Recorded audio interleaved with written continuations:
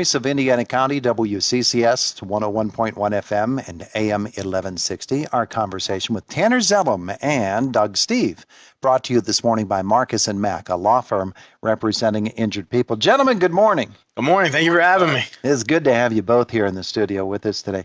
Tanner Zellem. That is somewhat familiar, Doug, isn't it? Yes, it is. His grandma would have been the longtime director of the American Red Cross here in Indiana, Sally Zellem. Mm-hmm. And Tanner's dad was a classmate of mine in Indiana High School, class of 1987, Scott Zellem, who was killed in a Navy plane crash in 2004, August of 2004. But Tanner's here. Tanner was 1 year old when that occurred, and he's made himself into one great person, just like the rest of his family. Tanner from Florida. Yes, sir. Jacksonville, Florida. Jacksonville. Yeah. We have a station down there. Yep. Yeah, we have a Renda Broadcasting station down there.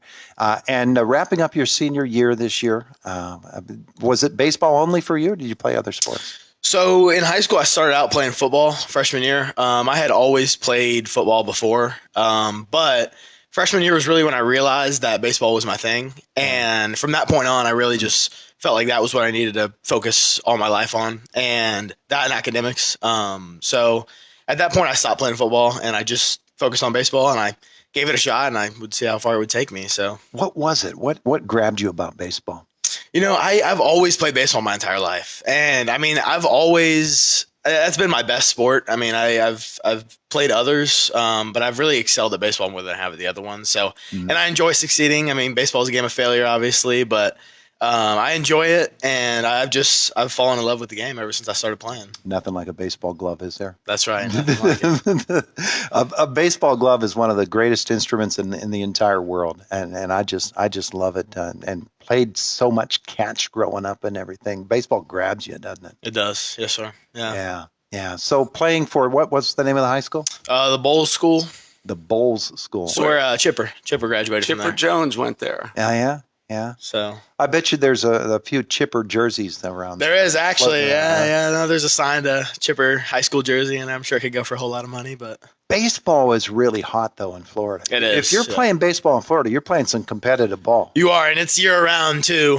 We don't have weather like we do here. I mean, it's year round. We're sitting 80, 90 degrees. So it makes it easy to play a year round, and our high school season starts in January. So, does it really? Yeah, starts in January. So how many games is it? We play about 30 games in a full year. Play about 25 in the regular season, and then if you make it all the way in playoffs. And you played travel ball in other summers as well, right? Yes, sir. Yeah, we travel all over the place for that. I played for 5-Star National. Yeah. And we go to Atlanta, East Cobb, Georgia. We go down to Fort Myers, Florida, Miami. Play those showcase tournaments? Yes, sir. Yeah, the Perfect Game showcase tournaments. Yeah. So, yeah, I know, but I've been doing that the past, I don't even know, 5 summers, and this is really the first summer that I haven't done it because I'm moving into Tennessee here in a couple days. So, I haven't really had the time to play summer baseball, but I've just been hitting and throwing and just getting ready. So, when you play, especially in those showcase tournaments, and you're meeting some of the top high school talent that there is in the entire nation, and you're seeing these guys more than once because you're going to go to the next showcase, and the same guys are going to show up. And you're going to get a second chance to face some of these pitchers, especially. I'm thinking of pitchers. Tell me about that learning curve, because this is elite talent that you're playing against. Yeah, so being on a 5-Star National team where it's kids from everywhere, you see the best of the best. I mean, and we always play the best of the best too, like especially at the showcases. Some of the showcases are really invite only, and it's the best players in the country. And really being able to see that is pretty neat. So some guys that I have played with in the past are actually going to be drafted this year in the first round. It's kind of crazy to see that because I remember them a couple of years ago when they were 15-year-old kids, and now they're going to be drafted in the first round to go to the MLB. Yeah. Which is pretty crazy. But I mean, the learning curve, it was definitely an eye-opening experience seeing all the good talent that's out there. And I mean, just being able to play next to them and learn from them and stuff like that. I mean, it was truly amazing for me because that's really what shaped me into the ball player that I am today, is learning from the guys that I'm playing with. When Notre Dame knocked off Tennessee a couple of weeks ago, had to break your heart, number one, because the Volunteers were number one in the nation at the time. But you saw that happen, and probably you said to yourself, "Man, oh man, I get to play at that level of baseball." Tell me about the decision to go to Tennessee. Tell me about the whole recruiting process.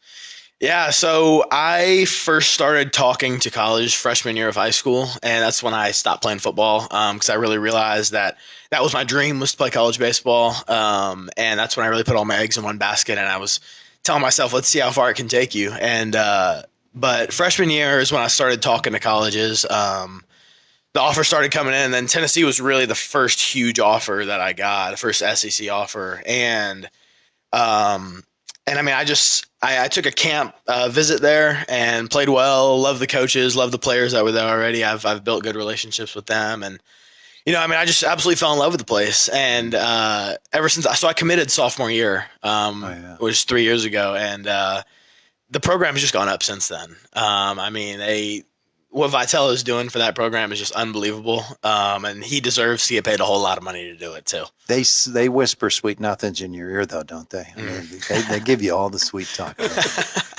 Tanner, I love that stick. I mean, you can swing it, you can catch it, you can throw it. I'm sure that college recruiters, especially when you commit that early on the verbal commitment, there's people going to be trying to talk you out of that for the next 3 years. Yep.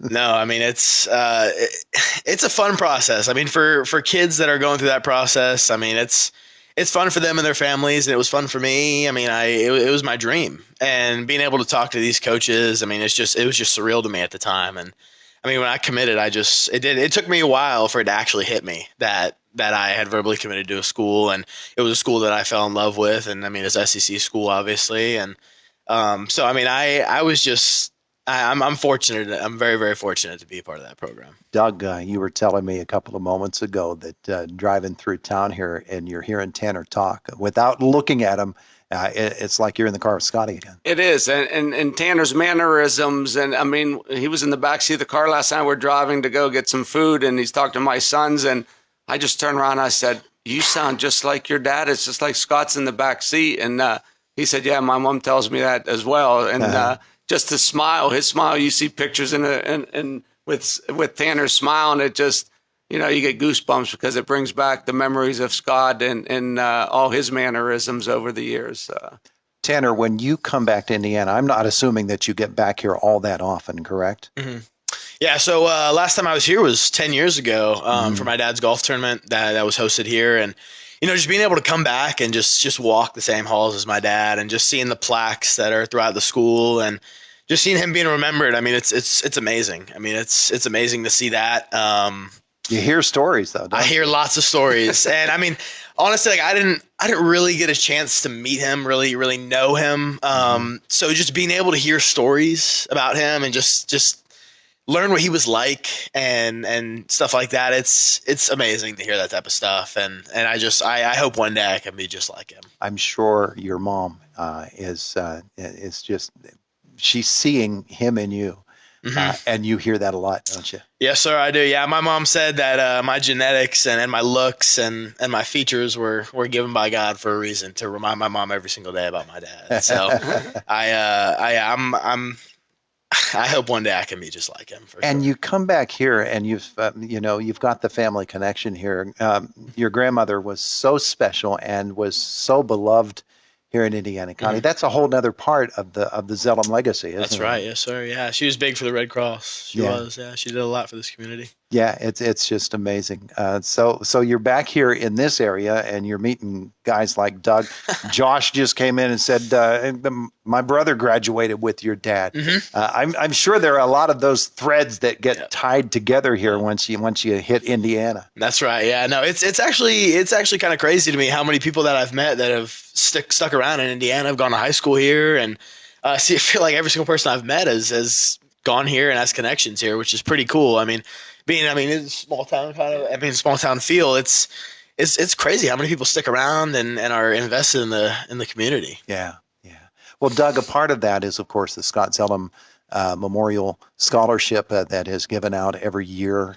You and your classmates and so many others coming together for what is really one of the most special awards that can be given, and that's in honor of somebody who meant so much to his school, to his friends, and to the athletics programs at Indiana. And I know for you, it's really something that's close. Oh, it's great. Every for the homecoming football game, we give the MVP award in Scott's memory, and it's something like my wife, who's a teacher at the high school. She told Tanner yesterday, Tanner, if you mention the name Scott Zellem, everyone in that school would know who that person is. Mm-hmm. And it's through the homecoming MVP award. It's through the scholarships we give to graduating seniors.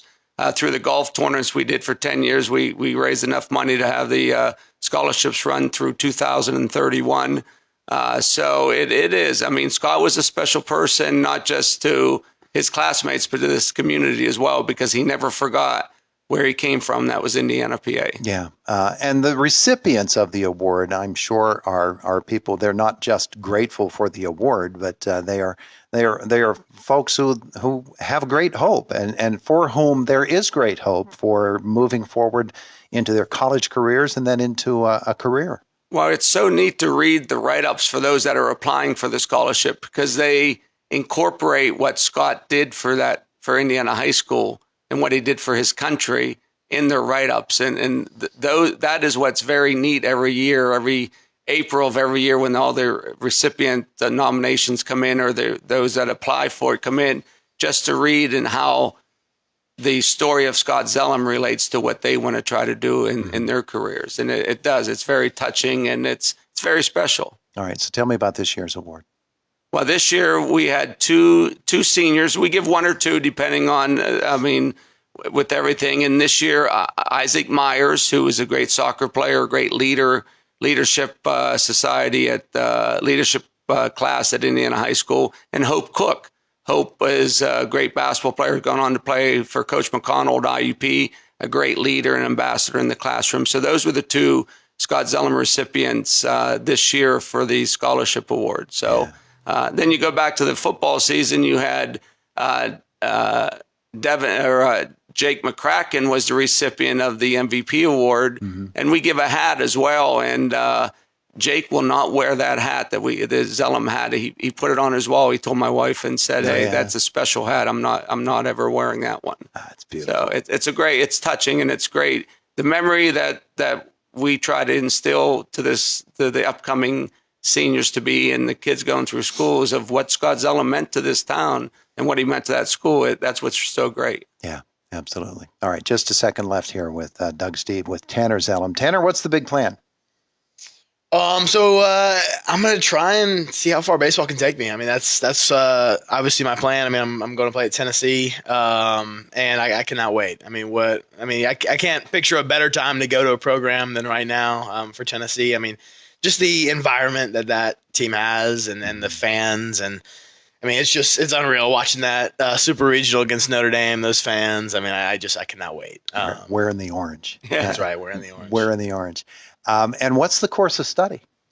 Marketing, business marketing, maybe finance, so stuff like that. I'm a big math guy, so there you go. I like it. Gentlemen, thanks so much for coming in to visit with us today. We appreciate it. Thanks for having us. Thank you for having us. It's the voice of Indiana County, WCCS 101.1 FM and AM 11.